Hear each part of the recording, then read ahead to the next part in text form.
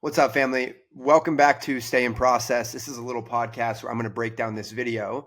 This is a video here of Dylan Palacio. I had never heard of him. It looks like he's a wrestler at Cornell.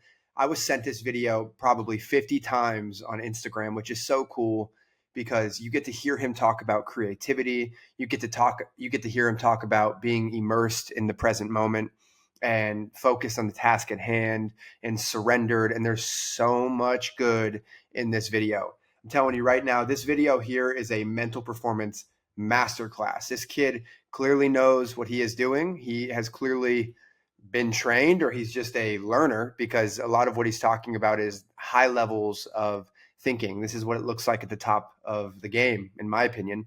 And there's no surprise that he's been successful. So we're going to break this down together. And I wrote down some notes. I've already watched it once. Forgive me because I'm going to be pausing this quite a lot because I'm giving you guys my takeaways, but there is so much good in here that I want to break down. So onward. Roll for the fall. Here's some roll for the fall. I mean, I'll tell you what, visualization is a serious thing. It's a real thing. And I remember back in TC3, because yes, I went to TC3, let it be known. I went to a community college, and then I went to the Ivy League. I want everyone to make sure they remember that. I don't forget my roots. Shout out to soccer there. All my best friends, Mickey Brown. I remember these people in the past that I crossed with.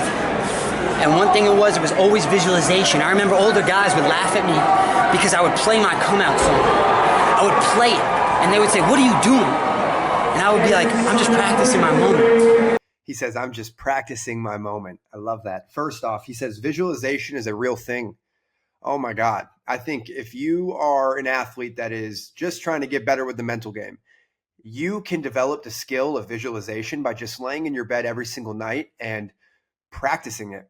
It's a skill, just like whatever your sport is or whatever your craft is. You can develop these mental skills in the same way that you develop physical skills, but it just takes reps and it takes intentional practice.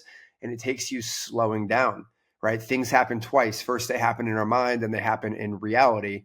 And so we have to see it first. Now, I think a very important part of visualization is getting yourself into an emotional state that aligns, and an emotional state that serves you in a creative state, right? Joe Dispenza talks about creative versus survival. Creative is where you are present, where you are in awe, gratitude. Like these are the emotions of the creative state. Now, survival, I don't really have to tell you what that looks like because it's the who, what, when, where, why. It's all these survival mindsets that we are so used to because it's our default, right? And so as we talk about creative versus survival, understand that your language for your mind is thoughts. Your language for your body, which is your unconscious mind, is emotions.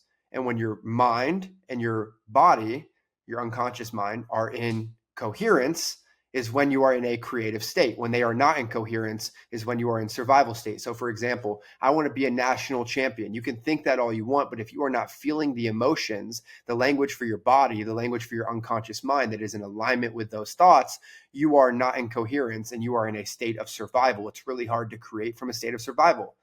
And so with that, understand that a huge role in visualization is getting yourself into an elevated emotional state, in my opinion. And I really like that concept of language for your mind and for your body. Language for your mind is thoughts. Language for your body is emotions. You have to understand the importance of the thoughts and the emotions. I would encourage you, for whatever you're visualizing, first sit down and write out exactly what it looks like. There's something spiritual and intentional about writing it down. Write it down, get very clear on what it looks like, and then get very clear on the emotional state that you would be in when you accomplish fill in the blank. And then can we work to live out that identity and those emotions prior to the event, right? That's what Joe Dispenza calls reconditioning your body, which is your unconscious mind, to a new mind, right? Now, he also said he's just practicing his moment. He's putting on his walkout song, which is amazing. And when you work with athletes in the mental game, I will give athletes mind movies. I will give them, we'll start with mind movies. Mind movies is a highlight tape of themselves. This is something that you can do on your own. You can go make yourself a highlight tape and put your walkout song behind it. If you're a baseball player, your walk-up song, your walkout song, wrestling. For these sports where you're able to actually walk out, you should absolutely have that song associated with those highlights. Now, if you're an athlete that doesn't have a walkout song, just have it be a part of your pregame routine. And when you listen to that song before the game and you hear that song, you will be primed to see yourself winning. This is one of those low-hanging fruit. These low-hanging fruit. These are one of these low-hanging exercises that really serve you to be able to watch this highlight tape of yourself every single day. Call it 3 minutes of yourself just balling out with this song. Train yourself to associate positive performance with that song. And when you go out there to compete, even if it's just 1% helps you, it's worth it, right? And he's saying here, I'm just practicing my moment. We call that shadow routines as well. You can practice your routines as if you're playing in a game. Now, if you don't have routines, I would encourage that you should, because routines take your mind off of the thinker. When your mind is running rampant, you have to have something to get yourself back immersed in the present, but you have to practice those routines prior to the competition. And so we would call those shadow routines. And when you are doing shadow routines, you are practicing your moment so that when you experience it, it's not the first time you've experienced it. Again, things happen twice, first in your mind, then your reality. Right. And for you, when you're visualizing, when you're doing these routines, these shadow reps, you should visualize adversity, because there will be adversity. We can guarantee that there will be adversity, and you better be prepared to respond when that adversity comes up. So again, I'm just practicing my moment. Shadow routines, mind movie with the song is priming the body to respond to the song. I wrote down that you are corny until you win. And then once you win, everybody is asking you how you did it.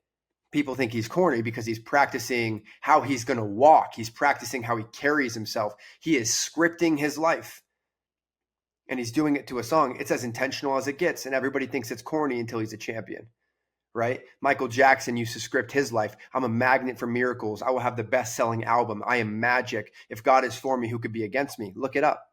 I talk to all my athletes about it. He is scripting his life. That's exactly what this cat's doing here, and it's only corny till it works. I wrote down, he reminded himself how much he knew this was going to happen in the future. And the most important part there is, what would it feel like? What are the emotions? The emotions matter, because if the emotions are not in alignment, you are not in coherence. Get very clear on the emotions and overcome yourself every single day to live out those emotions prior to the event. Can you be greater than your environment? Can you live out the emotions of what you want prior to accomplishing it? All right, I wrote down again that emotions are the language for the body, but you know that. Okay, onward. And they would laugh. But when that moment came, my freshman debut, and that song was playing, I reminded myself how much I knew this was going to happen. The future. You have to believe in it and believe in yourself, you know? So when I'm out there, I visualize this moment. What would it feel like? And it was all so real. You know, visualization. I let go of the balloon, let go of everything that's holding you down in this life. And that's all I did here today. Let go of everything that's holding you down in this life. I let go of that balloon. In my opinion, he's talking about surrender. Bob Rotella talks about playing naked. Can you go out there and just play naked? Only then will you know how good you are. Playing naked is free of noise, expectations, status, ego, any of that. Can you go out there and just experience, let go, surrender? I'm faith-based. I think about Matthew 18:3, where he talks about to enter heaven, you have to be childlike. Children are dependent on their parents. Can you be dependent on the Lord? Can you be dependent on your preparation? Can you completely give in? You have done all the work prior to this. Can you completely surrender and let the game take you where it takes you? Now it's up to you to just respond, right? Bob Rotella talks about how golf is a game of recovery, because you just have to respond. You can't control what happens to you, but you can always control how you respond.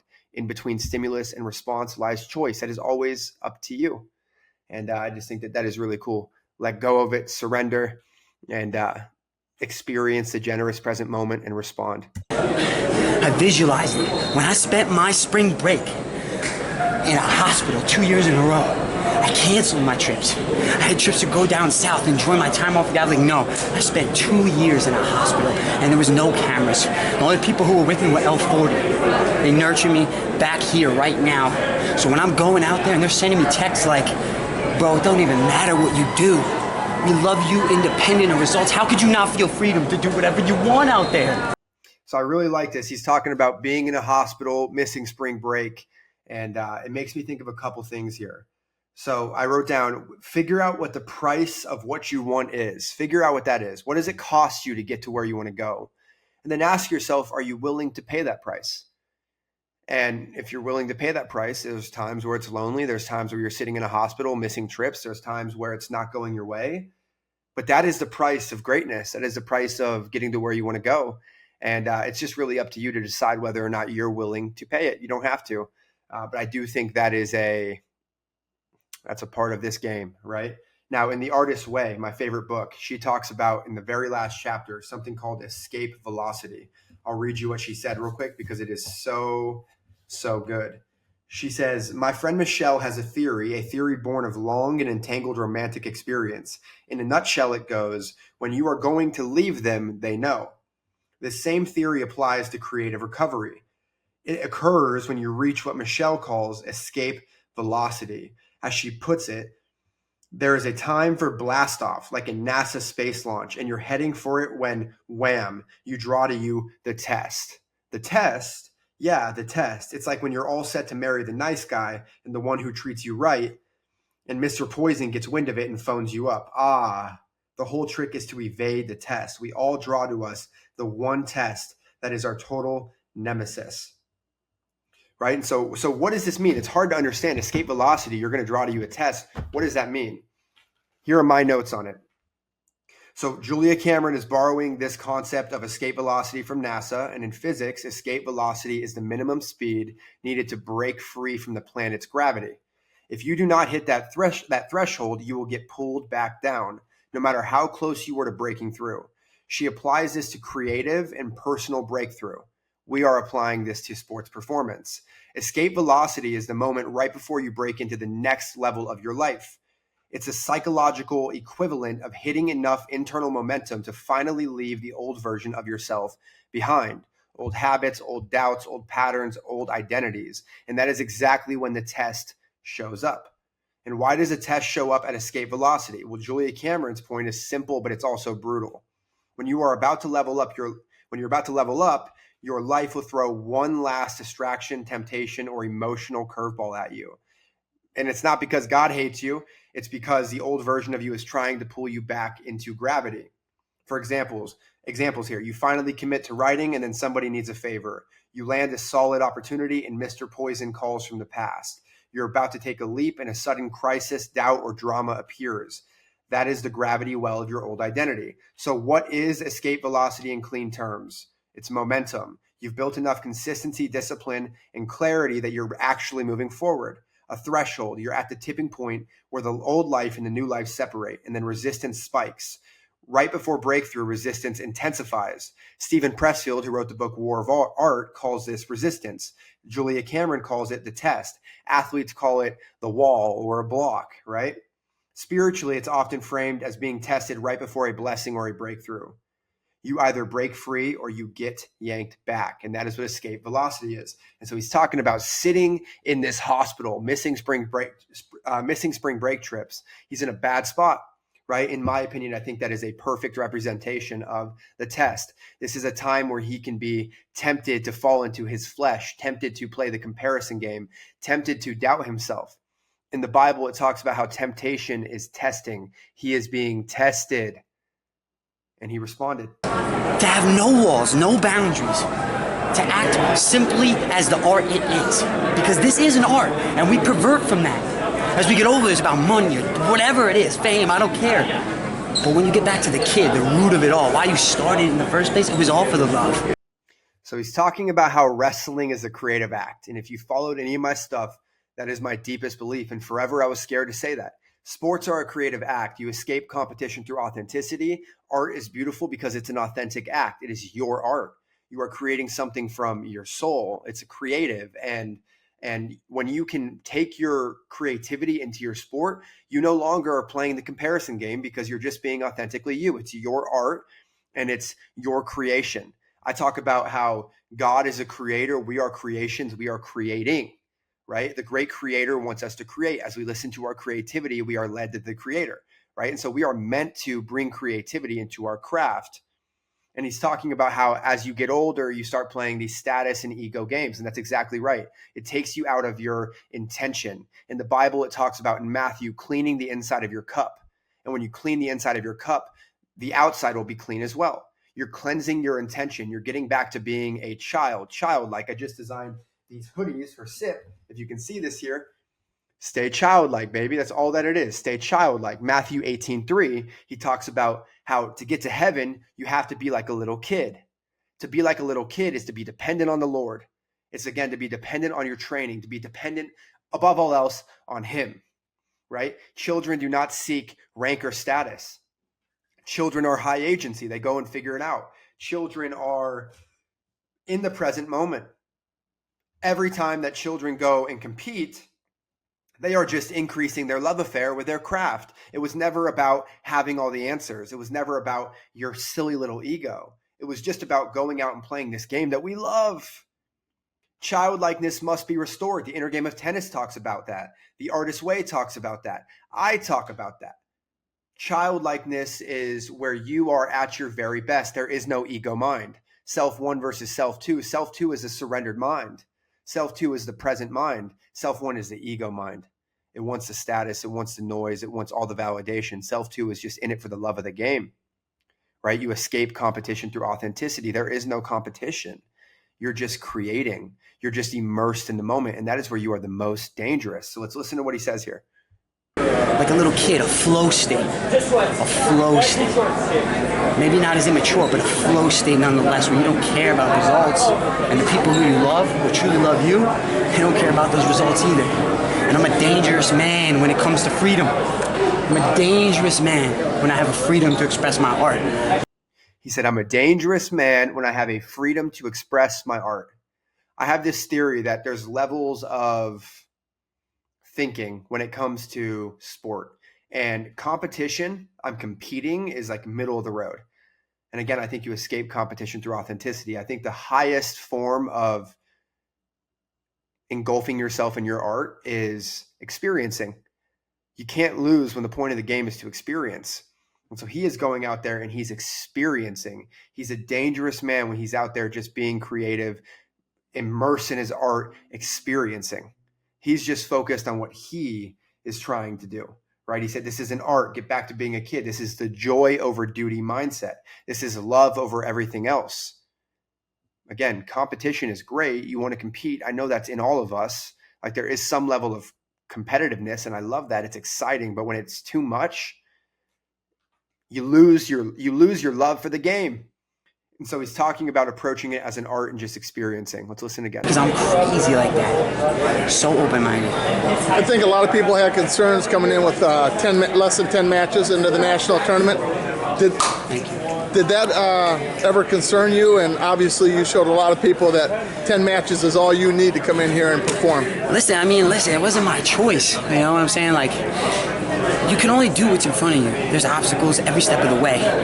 And we always define ourselves by that next obstacle all the time. I said this yesterday. It's the next test. It's the next job interview. It's the next thing that we just feel so constrained in a box. So he's talking about how he has only had a certain amount of competitions. I think it's because, or matches, and I think it's because he's been hurt. There's been all this stuff going on. Regardless, he's talking about how he didn't choose that. He can't control that. Stoicism 101 is you can't control what happens to you, but you can always control how you respond. In the book, Man's Search for Meaning, it talks about how in between stimulus and response lies your choice, and you always have your choice on how you choose to respond. And by the way, when you can't change your situation, you are challenged to change yourself. And it sounds like that's what went on here. And so again, optimal performance comes from a ruthless commitment to the present moment and to the things that are in your control. They're talking about, were you worried only having 10 matches? And he's like, absolutely not. It's not in my control. Why would I worry about it? That's an elite mindset, right? Victims and weak minds and self-one and our ego, that is the voice that tells us that you're not prepared, that you haven't done enough. Self-two is a trusting mind. It's a surrendered mind. But let me ask you something. If you talk about boiling water for a second, if I asked you to look in your reflection of boiling water, what would you see? You would see nothing. You would see a mirage, or like you can't see the answer. Similar to life. If I come in here, 10 matches, oh my God, and I just get mad, angry, upset, or feel despair for everything that's happened, or let those words get to me, at the end of the day, it's going to be like this, the boiling water. You can't look inside yourself for the answers. You got to be calm with it. You got to be calm with it. So he's talking about boiling water. I've never heard that, but I like it. He talks about you can't look inside yourself for answers when there's boiling water, right? He talks about despair. It's an emotional state that's not serving him, right? But I like the boiling water example. You have to be calm with it to get the answers, right? I'm reading the book Ruthless Elimination of Hurry, and in there he says, wisdom lives in the space hurry destroys. Stillness is where God speaks, truth surfaces, and ego quits, and clarity becomes possible. So again, wisdom lives in the space that hurry destroys. When you're hurried, you are frenzied. When you are frenzied, it's just like the boiling water that he's talking about. Understand that you have to slow down to get the answers. To practice discernment is to get in your Bible. It's to seek wise counsel. It's to pray about it. And then the last part of that is to slow down. Slow down. Boiling water, turn it down. Let's see this clearly, right? You can be as smart as you want, but if you're not a clear thinker, you're not going to go anywhere. When I played baseball, I knew all these statistics, all these measurements, vertical break, spin axis, right? Like all these things that I would always go back to. But if you cannot think clearly, it means nothing. And right here, he's saying, when you are boiling water, when it's boiling water, you're that frustrated and frenzied, you are not thinking clearly. Really like that. Wisdom is found in the space that hurry destroys. Can we eliminate hurry? Can we eliminate this frenzy? Can we practice non-judgmental awareness and not add or subtract from the facts? Emotion is a form of bias. It's just a distraction, right? Onward. So the 10 matches, I was always calm. And I had people around me nurturing me. Shout again to Chris Horvath, Brett O'Neill, Jay Kapinski. These people nurtured my souls. And my best friend died. I couldn't wrestle anymore. When you throw yourself at your job or your work or your passion, when you have so much emotionally to still grieve and to get over, you're going to resent your passion. And I didn't want to do that in any facet of life. Yeah, I sacrificed half my season, but it kind of worked out so far. I'm a two-time All-American, a two-time All-American, but I'm still L40. I'm still Long Beach. Cornell did not change a thing about me. I still talk to my people from Long Island. I got Kim here. Kim remembers me from high school, right, Kim? I got Nikki Garon. I'm still the same me, the people's champ. Everything the people can't be. Everything that people can't be. I want to be that character. Have you wrestled LaValle yet? I don't even know who won, but same thing. I'm just going to go out there and just wrestle. It's the semis. I don't really care. I don't care. I mean, I would love to be in the national finals, wrestle Nolf. Not only for me, but that's what everybody wants to see. Everybody. You know what I'm saying? I would love to give the crowd exactly what they asked for. Okay, so I love this guy. He is talking about how he doesn't really know what's happening. He doesn't even know who won. He's just focused on what he's trying to do. That is high level of thinking. He's just focused on the task at hand. He's in the present moment. And anything else other than that is just a distraction. It's noise, right? He's so committed to just following his plan. I work with a baseball player. I was talking to him about task at hand, and I mentioned this, like who he's facing, and he said, I don't care what the pitcher's trying to do to me. I care about what I'm trying to do to him, right? He's focused on what he's trying to do. And what's cool too is like this is a really great representation of surrender. He doesn't need to know who he's competing against. He doesn't need to know any of that. He just needs to go out there and be in the present moment and attack and compete and put himself in the best position possible to be in the present. And if he's in the present, he's a dangerous man. He's able to create, right? He's able to be in that creative state when he's in the present moment. And when you're in that creative state is where you are the most dangerous. This is playing naked. This is everything I ever talk about. Now, he did mention one thing earlier that I like. He said, I had people nurture me. I mean, everybody knows this, but who you are around matters. It matters so much more than you could ever understand. You've heard it all your life. You are the average of the 5 people you are around. I am so passionate about this. I've seen this over and over and over again. If you get around audacious people, you will be audacious. Courageous people, you'll be courageous. If you get around small-minded people, you will be small-minded, black and white. Now, here's the thing. I have all my athletes draw this circle. When you are on your path to, call it creative recovery, and you can use that in sports or whatever you're pursuing, you have to be so careful about who you let into your circle, because your inner artist is vulnerable. Your inner artist is emotional. Your inner artist is sensitive, right? And so we have to name our allies accurately, because there are people out there that Julia Cameron calls wet blankets that will just pull you down. It's a version of self-sabotage. You go to somebody to talk about your goals that you know is going to make you feel small, like you can't do it. You're unconsciously sabotaging yourself by going to them. And so name your allies correctly. Name the people that want it for you, that almost want it more for you than you want it for you. Name them correctly. Draw a circle, put them in your circle, put everybody else that is not in your circle, get very clear, draw them on the outside. And once you can do that, you are very clear on who you're going to go to with these things, and it matters. You got to have people in your corner that lift you up when you're in a low space. And he's talking about how he had people nurture him. And my last thought on this is just how focused he is on the task at hand. He's going to the semis, and he's focused on the semis, and to be a national champion would be awesome, but he's focused on the semis. Task in hand. He doesn't care who it's against. The opponent is a nameless, faceless opponent. I'm just going to go out there and wrestle, he says. So that's all I have. We'll finish this video here. See if there's anything else. Oh, I just clicked out of it again. Yep, so that was it. All I have to say left is I appreciate you guys. If you found value in this, just share it with somebody. This is a small community of the mental game, and we're all trying to push forward. There's enough success for everybody, right? And so send this to somebody that you think would find value. Above all else, I'm grateful for you guys. Appreciate you always. There is so much good in this video, and it's always there for you. Success leaves clues if you're just paying attention. So keep stacking days, stay in process, and I'll talk to you soon.